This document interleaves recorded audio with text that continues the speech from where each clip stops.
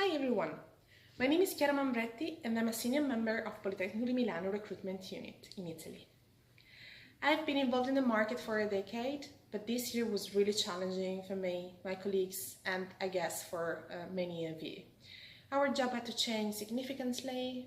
We could not travel, we could not meet the students in person, physical fairs got cancelled, and there was a lot of uncertainty in the field of internationalization and students' mobility. So we had to find an alternative way to tackle the problem and reach the students.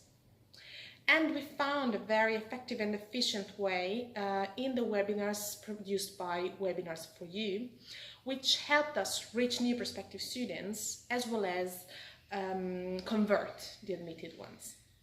In 2 occasions we had 1,000 students online, and this gave us the opportunity to inform all of them in a 2-hour online event.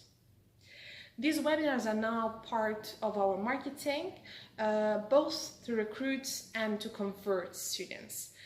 They've proven to be very useful for us, besides of course giving the students the opportunity to contact us, ask their questions and interact with us very easily and in a great way. So, as they say, sharing is caring. I'm glad to share my inputs, and I hope these insights can also help you. I wish you a great day.